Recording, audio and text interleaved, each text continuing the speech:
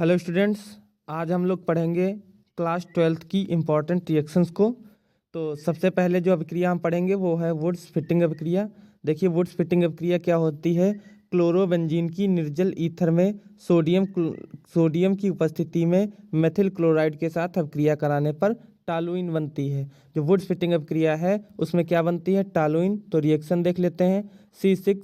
C6H5Cl ये chlorobenzene है, 2Na ये सोडियम है, CH3Cl ये मेथिल क्लोराइड है। इन तीनों की रिएक्शन हमने ईथर की उपस्थिति में जब हमने कराई तो हमको क्या मिला, C6H5CH3 टालुइन और NaCl यानी सोडियम क्लोराइड जो है मिला। तो ये वुड्स फिटिंग अभिक्रिया है, ये हमारी इंपॉर्टेंट है, स्क्रीनशॉट ले लीजिए या लिख लीजिए। बढ़ते हैं अगले अपनी रिएक्शन की ओर। तो जो इम्पॉर्टेंट रिएक्शन है हम लोग वही पढ़ेंगे। फिर हम लोग पढ़ते हैं डार्जन अभिक्रिया। डार्जन अभिक्रिया देखिए क्या होती है। एल्कोहल पिरिडीन की उपस्थिति में थायोनिल क्लोराइड से अभिक्रिया करके एल्किल क्लोराइड बनाते हैं। यानी एल्कोहल जो है वो पिरिडीन की उपस्थिति में थायोनिल क्लोराइड से अभिक्रिया करके एल्किल क्लोराइड बनाते हैं। इस अभिक्रिया को हम लोग बोलते हैं डार्जन अभिक्रिया। तो देखिए एल्कोहल का सूत्र होता है CH3CH2OH, एथिल एल्कोहल लिखा हुआ है। उसके बाद SOCl2 थायोनिल क्लोराइड का सूत्र है। तो इसमें क्या होगा, तो आपका जो OH समूह है वो Cl2 को क्या कर देगा, विस्थापित कर देगा। यानी Cl2 की आ जाएगा किसकी जगह पे, OH की जगह पे। इसको हम लोग बोलते हैं एल्किल क्लोराइड, साथ में सल्फर डाइऑक्साइड और HCl गैस जो है बन जाएगी। तो ये भी अभिक्रिया बहुत इंपॉर्टेंट है। बढ़ते हैं अगले रिएक्शन की ओर। अगली रिएक्शन हमारा है ल्यूकास परीक्षण। तो देखिए ल्यूकास परीक्षण क्या होता है। एल्कोहल निर्जल जिंक क्लोराइड की उपस्थिति में सांद्र HCl अम्ल से क्रिया करके एल्किल क्लोराइड बनाते हैं। तो एल्कोहलों का सूत्र होता है ROH और HCl सूत्र होता है हाइड्रोक्लोरिक अम्ल का। जिंक क्लोराइड की उपस्थिति में जब हमने क्रिया कराई तो हमारा बन गया RCl और H2O जो है लास्ट में बन गया। यानी इसी को हम लोग बोलते हैं ल्यूकास परीक्षण। ये एल्कोहलों का परीक्षण है, इस नाम से भी पूछा जा सकता है। अगली अभिक्रिया है फ्रीडल क्राफ्ट अभिक्रिया। तो फ्रीडल क्राफ्ट अभिक्रिया क्या होती है। फिनाल की निर्जल एल्यूमिनियम क्लोराइड उत्प्रेरक की उपस्थिति में मेथिल क्लोराइड के साथ अभिक्रिया कराने पर पी क्रिसॉल बनता है। ये हमारी फ्रीडल क्राफ्ट अभिक्रिया है। ये आपका फिनाल हो गया, ये मेथिल क्लोराइड हो गया, ये एल्यूमिनियम जो है क्लोराइड हो गया। इसके साथ जब हमने अभिक्रिया कराई तो हमारा बना पी क्रिसॉल। इस यौगिक का नाम हम देते हैं पी क्रिसॉल और ये आपका हाइड्रोक्लोरिक अम्ल बन गया। तो ये फ्रीडल क्राफ्ट अभिक्रिया है, इसको आप जो है याद रखिएगा। बढ़ते हैं अगली रिएक्शन की ओर। अगली रिएक्शन है हमारी कोल्बे स्मिट अभिक्रिया। कोल्बे स्मिट अभिक्रिया क्या होती है। सोडियम फिनॉक्साइड को कार्बन डाइऑक्साइड के साथ 125 डिग्री सेल्सियस और उच्च दाब पर गर्म करने पर सोडियम सैलिसिलेट और सैलिसिलिक अम्ल बनता है। तो कोल्बे स्मिट अभिक्रिया में ये आपका सोडियम फिनॉक्साइड है। सबसे पहले कार्बन डाइऑक्साइड के साथ अभिक्रिया कराएंगे 125 डिग्री सेल्सियस पर, तो आपका बनेगा CONaOH यानी कि सोडियम सैलिसिलेट। और उसके बाद जब इसका तन HCl द्वारा जो है इसको अम्लमित करेंगे तो उसके बाद आपका बनेगा सैलिसिलिक अम्ल, जिसका सूत्र होता है OHCOOH और बेंजीन रिंग। कोल्बे स्मिट अभिक्रिया में क्या बनता है आपका सैलिसिलिक अम्ल, याद रखिएगा। अगला है फिनाल से पिक्रिक अम्ल या 2,4,6 ट्राई नाइट्रोफिनाल बनाना। तो देखिए कैसे बनेगा। फिनाल से 2,4,6 ट्राई नाइट्रोफिनाल बनाने के लिए पहले फिनाल का सल्फ्यूरिक अम्ल द्वारा सल्फोनीकरण करते हैं और फिर सांद्र नाइट्रिक अम्ल द्वारा नाइट्रीकरण करते हैं। तो 2 स्टेप याद रखिएगा। पहले आपको फिनाल का सल्फोनीकरण कराना है, उसके बाद नाइट्रीकरण कराना है। तो ये फिनाल का सूत्र हो गया। सल्फोनीकरण मतलब H2SO4 से क्रिया, तो आपका ये यौगिक बनेगा।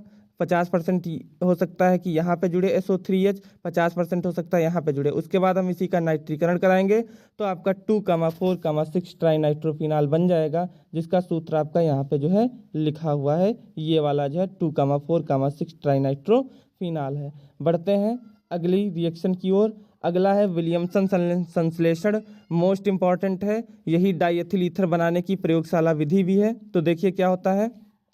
सोडियम एथॉक्साइड की क्रिया जब हम एथिल आयोडाइड के साथ कराते हैं तो हमारा डाइएथिल ईथर बनता है। देखिए Na और I को अगर हम बाहर निकाल दें तो यहाँ पे क्या बचेगा, C2H5O, यही हमारा क्या होता है, डाइएथिल ईथर होता है। तो ये रिएक्शन 2 प्रकार से पूछी जा सकती है। एक तो आपका विलियमसन संश्लेषण के नाम से, दूसरी आपकी जो है ये रिएक्शन जो है डाई एथिल ईथर बनाने की विधि से भी पूछी जा सकती है। बढ़ते हैं अगले रिएक्शन की ओर। अगला रिएक्शन है रोजेनमुंड अपचयन। तो रोजेनमुंड अपचयन देखिए क्या होता है। एसिटिल क्लोराइड को पोलैडियम उत्प्रेरक की उपस्थिति में उबलती हुई जाइलीन में हाइड्रोजन द्वारा अपचयन कराने पर एल्डिहाइड बनता है। CH3COCl ये आपका एसिटिल क्लोराइड है। PDBASO4 ये पोलैडियम उत्प्रेरक और उबलती हुई जाइलीन है। H2 से हमने जब इसकी क्रिया कराई तो हमारा बना CH3CHO एस्टेल्डिहाइड और साथ में HCl जो है बाहर निकल गया। तो इस अभिक्रिया को हम लोग रोजेनमुंड अपचयन कहते हैं। स्क्रीनशॉट लेते रहिए मुख्य मुख्य अभिक्रियाओं का। बढ़ते हैं अगले जो है रिएक्शन की ओर। अगली रिएक्शन है बुओ ब्लांक अपचयन। बुओ ब्लांक अपचयन क्या होता है।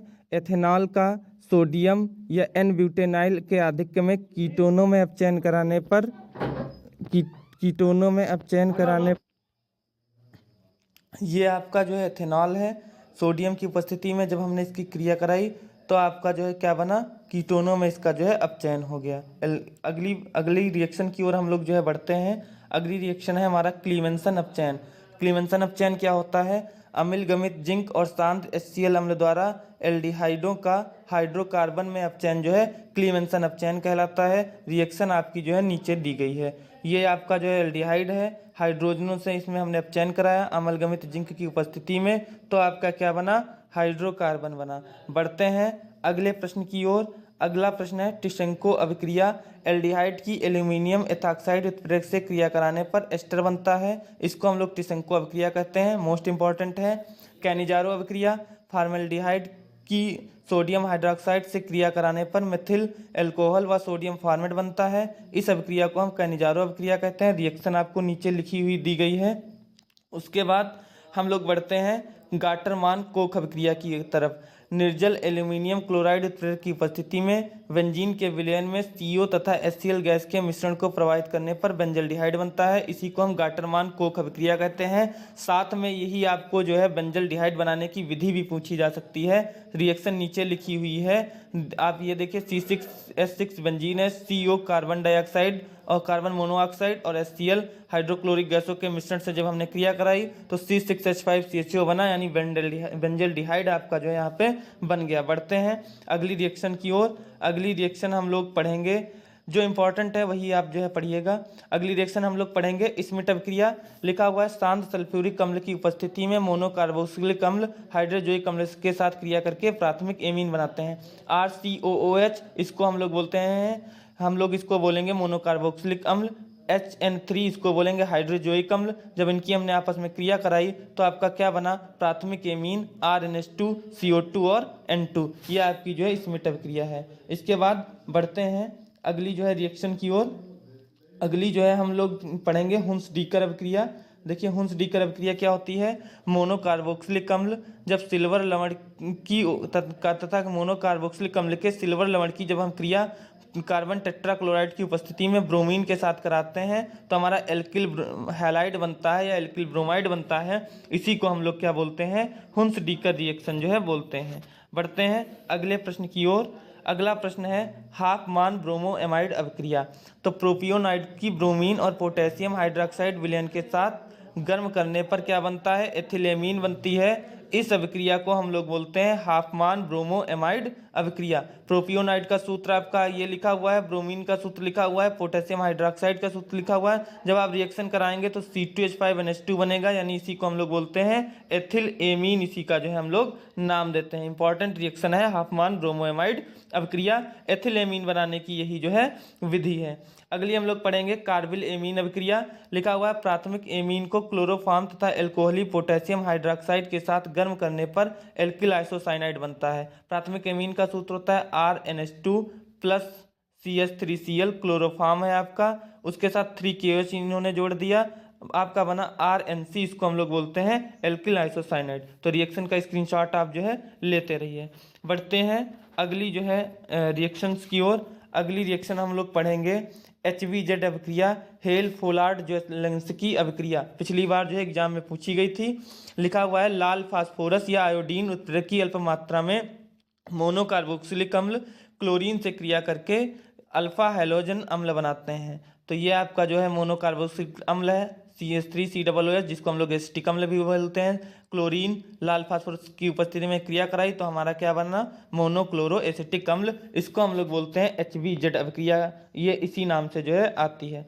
अगली हम लोग पढ़ेंगे वुड्स अभिक्रिया। वुड्स अभिक्रिया क्या होती है, एल्किल हाइलाइड की शुष्क ईथर में सोडियम धातु से क्रिया कराने पर एल्केन बनता है, 2RX + 2Na RR 2NX, यानी जो है इसको हम लोग RR को क्या बोलते हैं, एल्केन। मोस्ट इंपॉर्टेंट है, आने के पूरे चांस हैं वुड्स अभिक्रिया के जो है, तो स्क्रीनशॉट लेते रहिए, इन्हीं को आप जो है लिख लीजिएगा।